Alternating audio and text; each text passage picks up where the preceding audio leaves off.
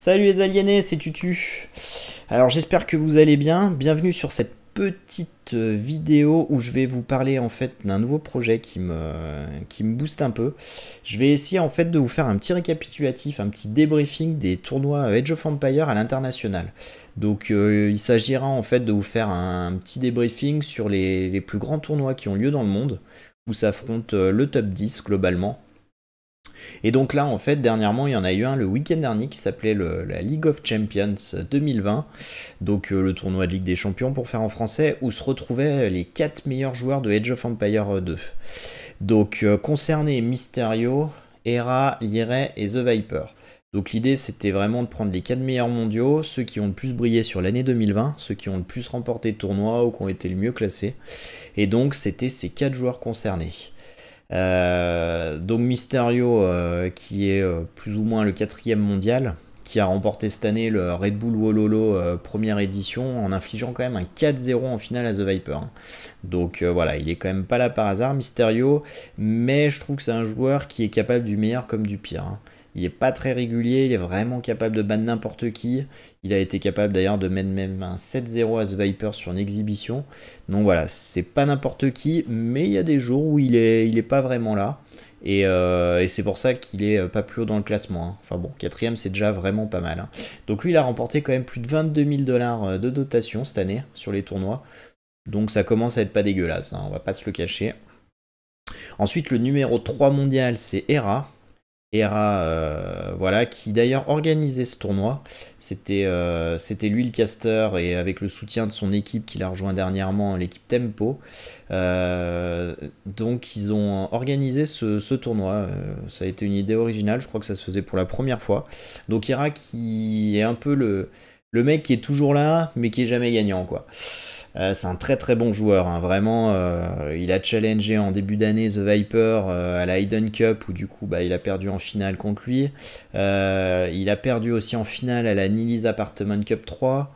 Au Red Bull Wololo numéro 2, il a perdu en finale contre Lyrae. D'ailleurs là je pense qu'il a vraiment raté sa chance parce que il a perdu 4-3 un match qu'il avait plutôt en main. Il me semble qu'il menait 3-2 ou quelque chose comme ça et vraiment il a un peu laissé échapper la victoire. Donc ça c'est peut-être un peu son regret de cette année, mais en tout cas un très très bon joueur, toujours classé, le Canadien, qui a remporté plus de 30 000 dollars je crois cette année. Ensuite le numéro 2, peut-être numéro 1 mondial, on ne sait pas, là en fin d'année en tout cas c'est lui clairement qui est le meilleur, qui a la meilleure dynamique, c'est Lyrae.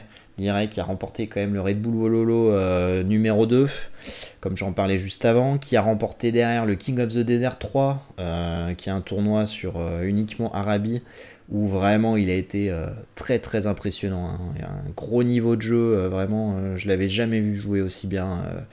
Donc vraiment le joueur d'avenir parce qu'il est très très très jeune, 18 ans de mémoire, j'aurais dit, peut-être même pas, voilà. Donc vraiment, on va pouvoir compter sur lui les prochaines années, surtout qu'il joue pas tant que ça et il est exceptionnel. On va pas.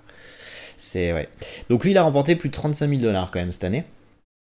Et le numéro 1 mondial, bon, peut-être plus numéro 1, je sais pas. En tout cas, il est forcément dans les deux premiers, surtout cette année où il a fait quand même un début d'année exceptionnel, mais comme sur ces dernières années où il a tout gagné. Donc il a gagné le Nilly's Apartment Cup, la Hayden Cup 3, il avait gagné un tournoi aussi de Deathmatch en tout début d'année, où d'ailleurs je crois qu'il a mis 6 ou 7-0 à son opposant en finale. Voilà. Et puis après les choses se sont un peu gâtées quand même. Première défaite en finale contre justement Mysterio Red Bull Wololo. Et puis après, ça a été un peu de mal en pis. Bon, il a toujours été en quart de finale, en demi-finale, voire défaite en finale. Mais voilà. En tout cas, c'était plus le Viper invincible où voilà, on se battait pour finir deuxième, finir derrière lui. Là, euh, clairement, il est un peu plus friable. Il tryhardait un peu moins. Et ça commençait à se ressentir. Donc le King of the Desert, où pour le coup justement après ces quelques défaites enchaînées, où il s'est un peu, je pense, remis en question, ça lui tenait à cœur de briller. Et pour le coup je l'avais vu beaucoup s'entraîner, notamment sur Arabie du coup pour préparer la map. Et où je pense qu'il a eu une grosse désillusion, où il a été sorti de mémoire, je crois, en quart de finale contre Lyrae. Ça a dû faire mal quand même. Ça a dû faire mal, surtout qu'il jouait très très bien. Non, c'était contre Mysterio, ouais. Il s'est fait sortir contre Mysterio en quart de finale, d'ailleurs 3-0 assez sèchement. L'IRES, c'était au Red Bull Wololo numéro 2, hein, où il s'est fait sortir, je crois, en demi-finale. Donc voilà, après ces quelques défaites, vraiment, il arrivait au tournoi de Ligue des Champions pas dans les meilleures conditions. Donc ça lui tenait à cœur de briller. Voilà, je vous en dis pas plus, on verra par la suite ce que ça a donné. Donc The Viper cette année qui a gagné quand même 40 000 euros, hein. 40 000 dollars, pardon, un peu plus même. Donc voilà, une belle petite année, hein, sans compter Twitch, YouTube, tous ces revenus là, je sais pas combien ils culminent, mais je pense que 2020, ça a été une très très belle année pour notre ami Viper, on va pas se le cacher, hein. Donc voilà, donc ces 4 joueurs se rencontraient sur le samedi, sur un format un peu spécial. En fait, ils étaient dans une poule où chacun s'affrontait à 3 reprises. Donc des matchs en BO3, mais les 3 manches devaient avoir lieu. Les 3 manches devaient avoir lieu justement pour un peu faciliter le classement et pour dégager 2 vainqueurs qui seraient en finale le dimanche. Là, ça a été un peu compliqué. Bon, c'était plus ou moins prévu que ça puisse arriver, mais il y a 3 joueurs qui se sont retrouvés justement plus ou moins qualifiés ou qualifiables pour la finale. Donc on va aller sur le site de Wikipédia, très très bon site d'ailleurs pour Age of Empires, je vous le conseille, où il y a tous les résultats, il y a pas mal d'infos, si vous aimez justement les tournois internationaux, il y a vraiment beaucoup d'informations collectées, vraiment je vous conseille ce site. Donc on va aller dessus et on va regarder justement un peu ce qui s'est passé, hein. Donc voilà la page que j'avais déjà préenregistrée. Donc vous voyez, Lyrae, Viper, Hera, les 3, on se retrouve avec du 2-1, du 5-4. Donc 5-4, c'est le nombre de manches gagnées contre le nombre de manches perdues. Donc Lyrae a battu Mysterio, Hera a perdu contre The Viper. Hera ensuite a battu Lyrae, ça c'est une performance quand même notable. Mysterio qui a tout perdu, hein. Il a tout perdu de 1, il n'y a eu que des 2-1 de toute façon.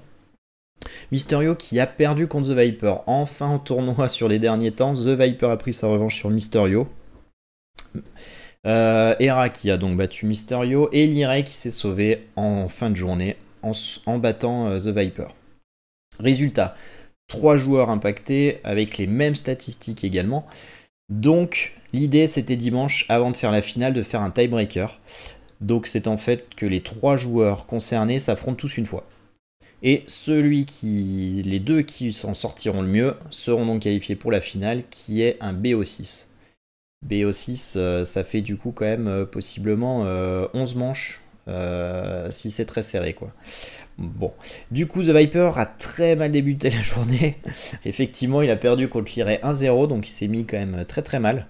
Lyrae qui est enchaîné par une autre victoire sur Hera et donc qui s'est qualifié, et donc il y avait une sorte de finale pour accéder à la finale, donc une sorte de demi-finale en fait, où Hera a perdu contre The Viper, un match vraiment où Viper allait les chercher, hein.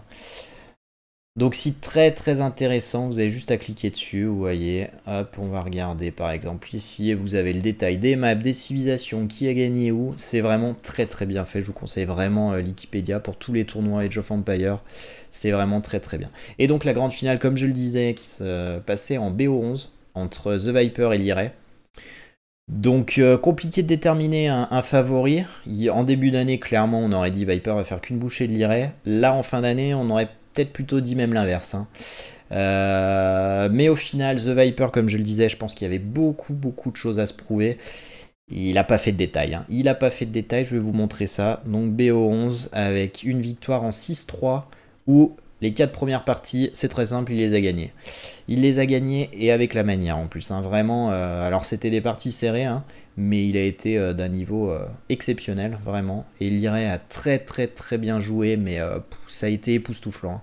Je vous conseille vraiment d'aller voir les matchs. Alors, pas nécessairement tous, hein, mais vraiment, il y en a un, moi, qui m'a bluffé, c'est Mongolia.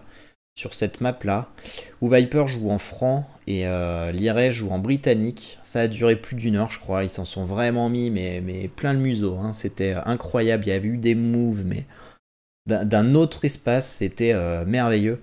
Je vous conseille donc vraiment d'aller voir ce replay, probablement sur le site d'Hera qui castait. Je pense qu'il a dû les mettre, hein. Donc ça vaut le détour, hein. Du gameplay sensationnel, hein. Donc après, quand même, Liray s'est repris, parce que ça reste Liray quand même. Donc victoire sur Golden Pit, il repère Scandinavia, et donc là vous voyez ça fait 5-1. Hein. Le but c'est d'arriver à 6. Bon, il s'est offert 5 balles de match, The Viper. Il lui en a fallu 3 quand même, ça est la troisième qui l'a converti. Ou d'ailleurs sur Archipelago, il jouait les Portugais et Liray donc les Japonais. Et là pour le coup c'est peut-être un des matchs les moins serrés si je me trompe pas, si j'ai bonne mémoire.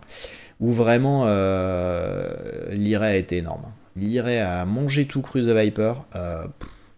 Il y a eu une faute de stratégie de The Viper, je sais pas trop ce qui. Voilà, mais c'est un des rares matchs où ça n'a pas été serré. Hein. Vraiment, les autres c'était très accroché, ça a été très long, que ce soit le samedi comme le dimanche d'ailleurs. Et vraiment un niveau de jeu ahurissant. Donc je vous conseille vivement d'aller jeter un petit œil au replay. Je pense que ça vaudra le coup. Et donc The Viper qui finit l'année, excusez-moi, sur cette victoire. Bon, il finit l'année peut-être en solo, mais il y a d'autres tournois qui vont suivre, mais j'y reviendrai juste après. Donc The Viper premier, Liray deuxième, Hera du coup troisième et Mysterio quatrième. Donc c'est plutôt significatif du classement en fait mondial actuel, où The Viper en vue de l'année 2020 est le numéro 1, Liray numéro 2, Hera numéro 3 et Mysterio numéro 4. Donc j'ai beaucoup aimé ce tournoi, très original, très très divertissant et on va pas se le cacher, vraiment dynamique dans sa formule. Donc non, c'était une très très bonne idée. Une très très bonne idée, on n'a pas été déçus et je le retrouve très représentatif de ce qui s'est passé un peu cette année. Hein.